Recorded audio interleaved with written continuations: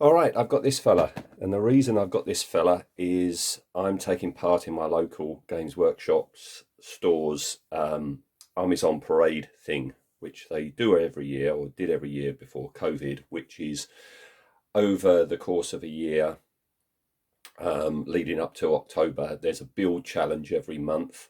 So, one month it might be, vehicle, a character, troops, etc., etc., etc.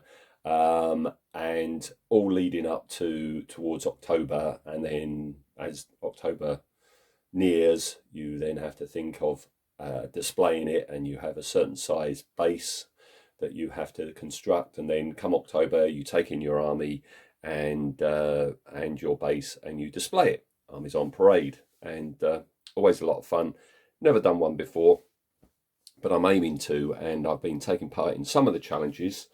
And the one coming up next month will be to build and paint, and then take in at the end of the month the the biggest character or demon or whatever that your race has. Okay, and I'm doing orcs because I like the old orcs, whether it's fantasy or 40k, and I'm doing a 40k orc army, and this is the biggest one that you can get. Old Ghazghkull Thraka.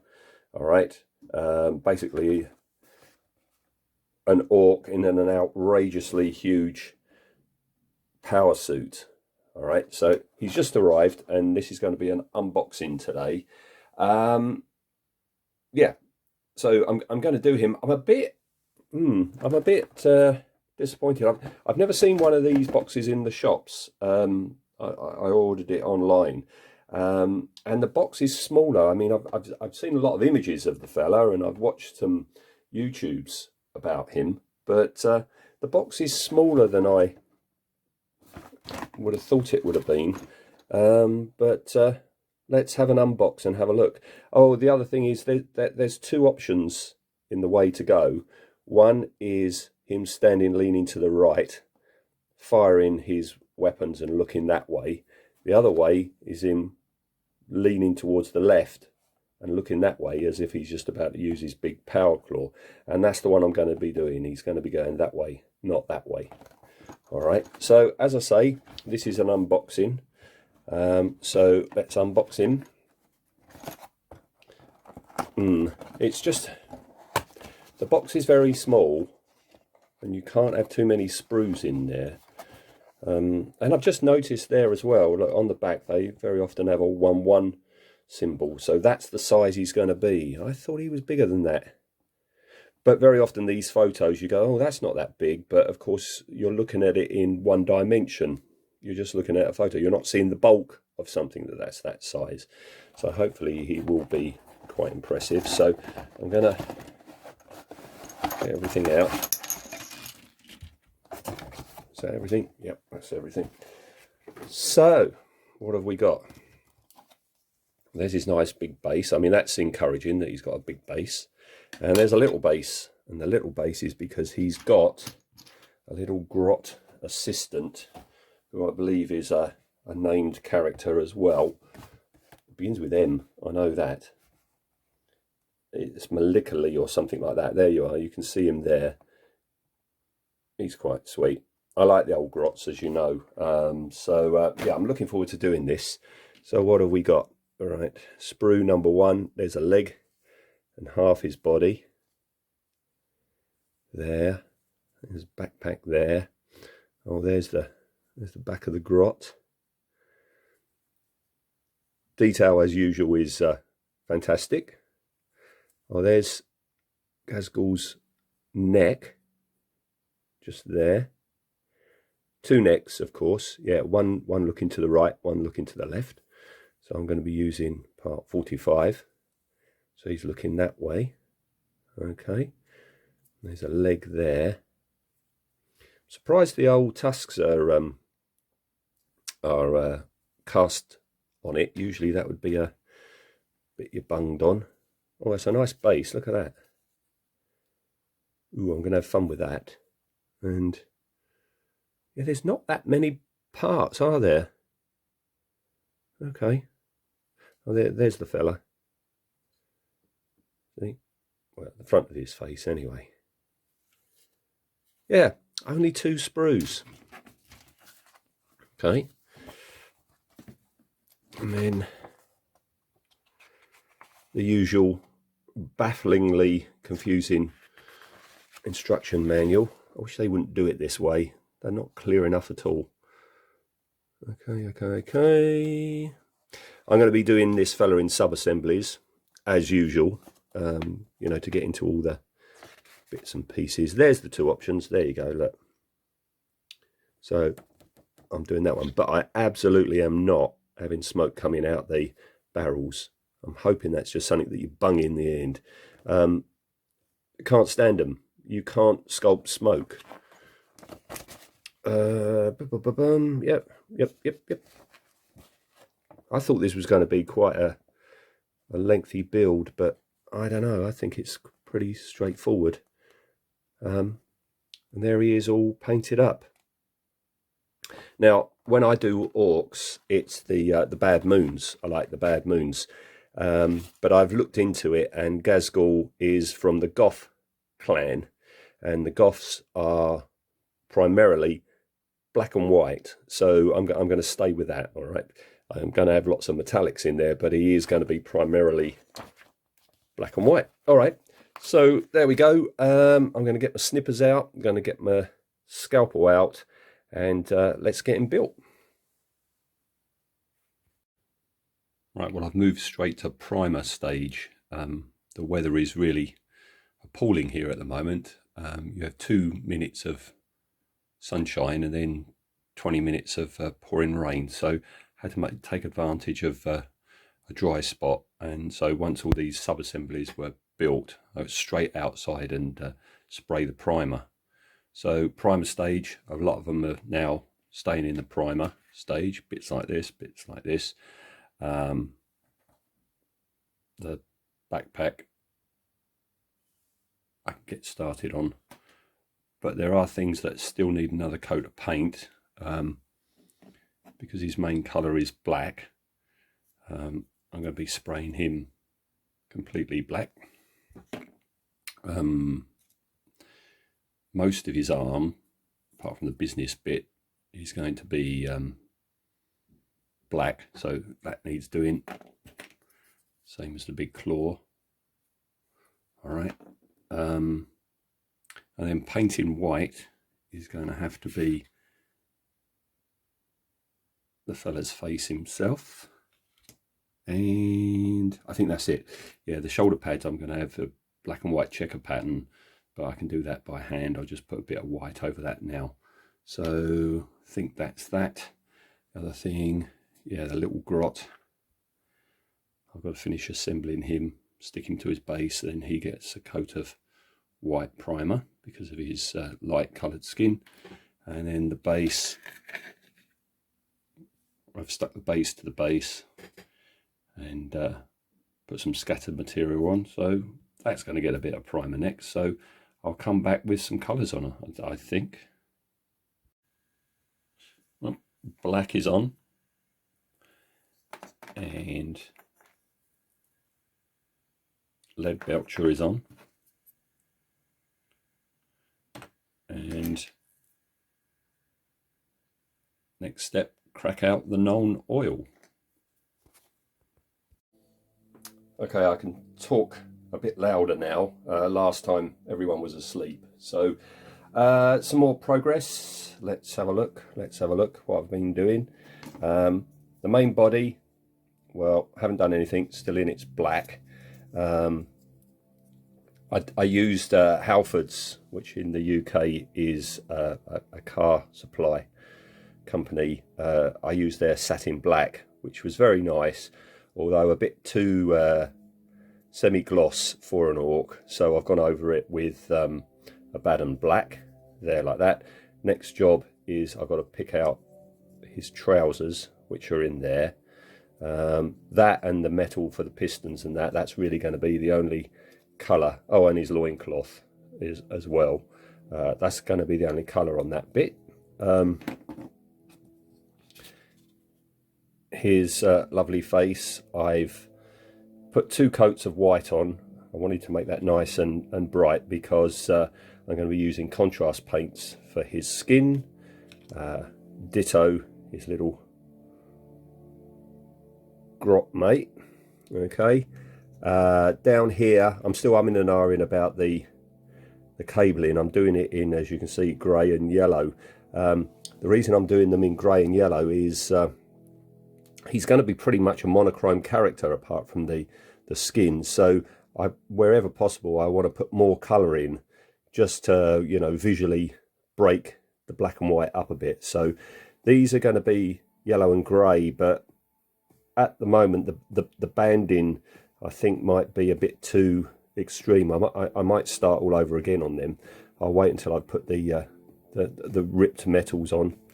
His little grenade launchers are done.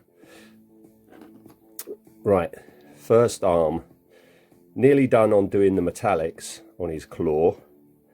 All right, now this is pretty much a demigod, so I'm not going to go the usual way I do with orcs with rust. I figure he's pretty well maintained, so this is going to be a challenge, doing an orc that's not rusty. They're on, and you can see here, that's the only other bit of exposed flesh he's got, is in those gaps there. You can see his blooming great big bicep. All right, so I've just picked that out in white. You see that? Yeah. Anyway, so that's one arm. Same with t'other there. All right, and there's something going on there. Can you see between the oh sorry, just between my fingers there? There's something in there that's not metallic, and it's not his bare skin. It's got folds in it. Some sort of fabric, I'm thinking then. So I've just picked that out in a grey. Started doing the old his little skull banner thing. This is the part I'm looking forward to doing the most, I think. His backpack. So yeah, that's had lead belcher and a wash of known oil. Come on. Will he? Won't he? There you go. I really like this bit in the middle. You know, he's got a cranking handle, which I really think is really fun. I am going to mess this up a bit because this jetpack thing, whatever it is, power source, that gets a lot of use. So I'm going to muck this one up and have oil leaking out of it and stuff like that. All right. And then lastly, I've got the base, which I've now sprayed grey. And I've just started breaking the colours down. I want to have lots of contrasts in here. As I say, he's quite a dark figure. So I want to make the base lighter and most definitely not have it grey, because that's just too much, too close to the, just too close to the black if I had it grey. So lots of colours to go on there. And that's where we are at the moment. Ever further on, so that's all his skin tones done. I've got to do his teeth next, and I've got to go to my local shop today and get a very fine brush to start doing all his mean machine bits. As you see, blocked out some whites. I'm going to put a checkerboard pattern on there. Hadn't realised he's actually got a bit of exposed flesh on his trousers there, so just had to pick that out. Yeah, the join between his arm and his body, I don't know if that's meant to be clothing, but I've done it so because there is going to be a visible join line. So just as a way of disguising that, I've made that part part of his clothing, which is all done. I've just got to finish the stitch in there. This little fella, it's tricky because you've got layer upon layer, and one bit's on the top and then around the other side it's on the underside. So that's going slowly. I'm going to put transfers, I'm going to put decals on these, I've decided. What else we got? Oh yeah, I'm sticking with the banding as it was because the exposed wire in there breaks it up a bit. So that's happening. Both arms I've done the flesh, so what I'm doing at the moment is I'm blocking in the blacks, making them proper black, and then I'm going to do some dry brushing. He's not going to be rusty, like I said before, but he is going to be beat up. I mean, there are all sorts of like dents and scratches, so I'm going to do them, but I'm going to do more. I'm going to be dry brushing him in lead belcher quite a bit, I think, and also these pistons and everywhere. They're going to be metallic and not black. You know, again, trying to just break the black up quite a bit. So there we go. I mean, you've got a lightning bolt thing there, so I'm going to do that white with yellow. I haven't shown you the shoulder pads, but the shoulder pads I've done in white, and you can see I've crudely drawn on pencil the lines for a checkerboard pattern. He's going to have checkerboards on his shoulder pads. Base is coming together. There we go.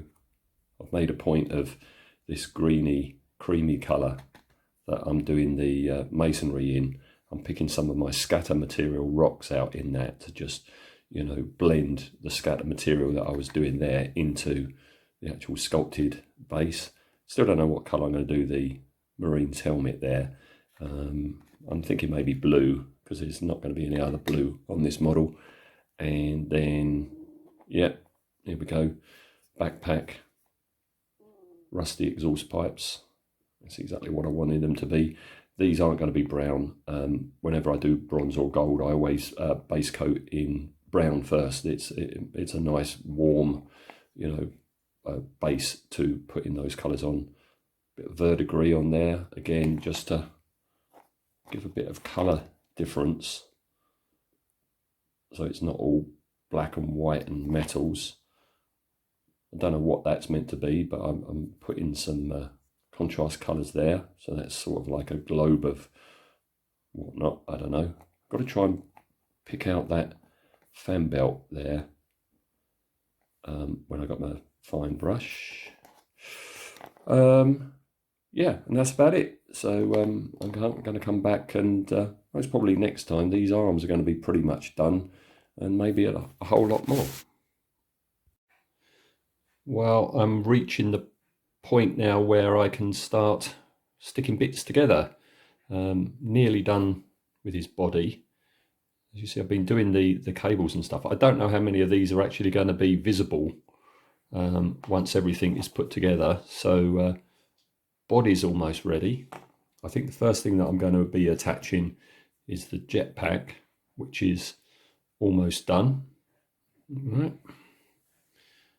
Just want to do a few more things on that, but nearly done. Yep, gun arm, almost done. Just got to do that on white there. Still keep forgetting to do that. Face is almost there. Now the Bionic Eye, what I'm doing for that is here, right? This is his lower jaw. Look at that for detail. Inside, there's a couple of lights at the bottom. There's no way you could scoop that out and put lights in there. You could put a light, I suppose, in there and have it uplighting on his face, but you couldn't drill that out. But that's Tamiya clear orange, and that's what I'm going to be using for his Bionic Eye. What else we got? Yeah, base is nearly done. I've done the Space Marine helmet in blue, just again to give a little bit of colour in there. Claw arm, I'm looking forward to what I'm going to be doing to that claw arm once it's attached. And then finally the little fella, the fuzzy out of focus fella, almost done there.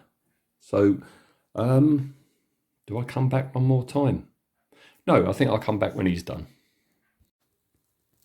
Well, I'm back again, and that's to say I am so glad that I've been doing this in sub-assemblies, because I've put the backpack on, all well and good, and then I had to connect a pipe up, which is one of the banded pipes, and boy, I'm glad I did that separately, because there's no way I could have done that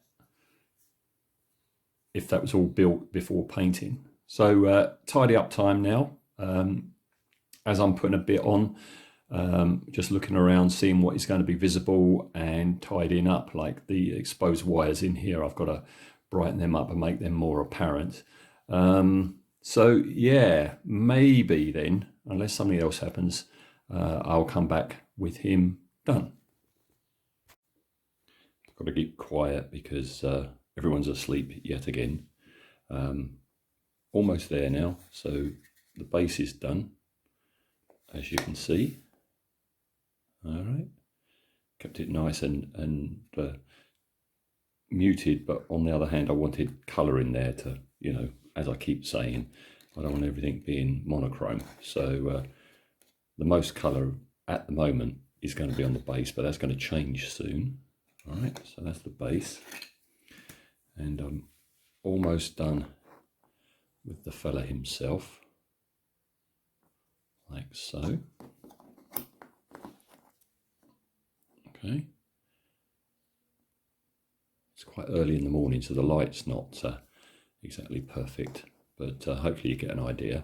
It's been a bit of a pig getting his head into the body, because in some photos he's recessed quite far in, and in others he's almost flush with, you know, where that red part is. And it was a bit of a pig to actually get him in there. If you recess him too far, when you put the lower jaw on, you won't see him at all. So that's sort of like the halfway mark. So he's in. Next thing is to put the lower jaw on, and he'll almost be done.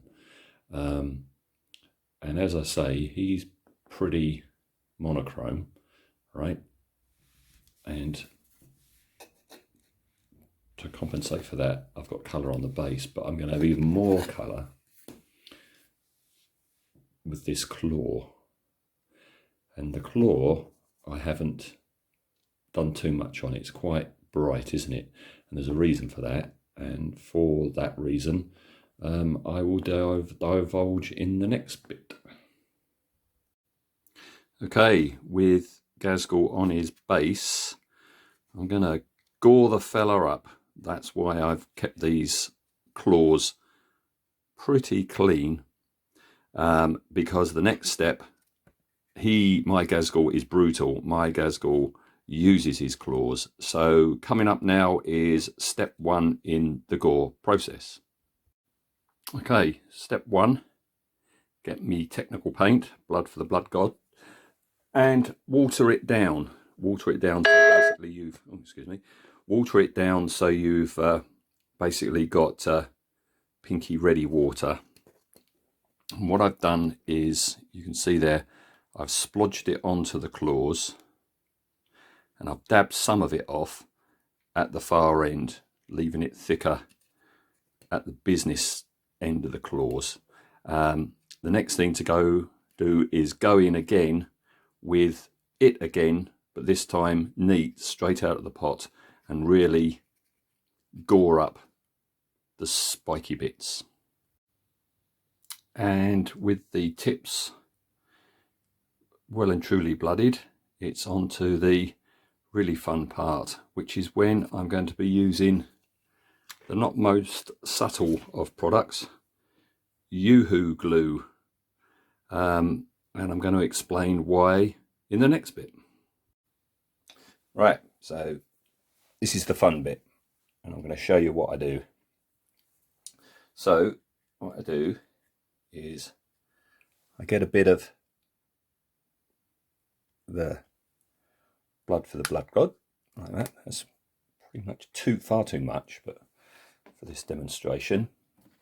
Then you get some of the Yoo-hoo glue. Now Yoo-hoo glue is pretty nasty stuff, as I say, not the most subtle of glues, but it is very good in that it dries very, very quickly, and as it dries it goes stringy.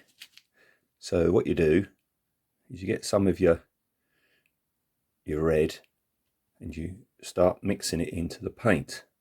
Now you can leave it at that if you want it a bit clearer, or you can just add it and add it. And what you do is, it smells as well.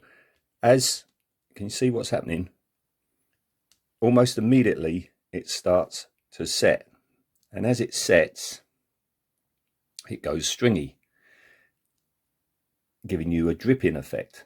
All right, and it takes a little while to get used to it, and you don't have much working time with it, but the idea is you can attach it to something and pull down and down and down to give you globules of gore, or you can string it between 2 points. I'm trying to kind of like, can you see that? Trying to make it, there we go. See, it is really setting now. I mean, what's that? Not even 2 minutes. But, and by the way, it's not as bright red as that. It's just the light today is very bright, so it looks bright. But can you see it? Actually, oh, it stinks. There, look, can you see all that coming off the cotton bud? And if you leave that to set, it goes hard. All right, so that's what I've been doing, and this is what I've come up with. I'm quite happy. I don't know if you can see just there. Hopefully in the next video when everything's better lit you'll be able to see it, but I've got a constant string of gore going from that claw down to the base, and yeah, there you go. Can you see that? I've got some nice tendrils of gore. And what I'm going to do is I'm just going to I've got one dangly bit there. I'm going to let that all set properly. I'm going to leave it a day, and then what I'm going to do is I'm going to just cover it with some gloss varnish, and that will hopefully seal it all. Although that vertical strand there like that, I don't know how that's going to survive the trip to my local Games Workshop shop, but we shall see. All right, next thing, I'll be back with everything finished.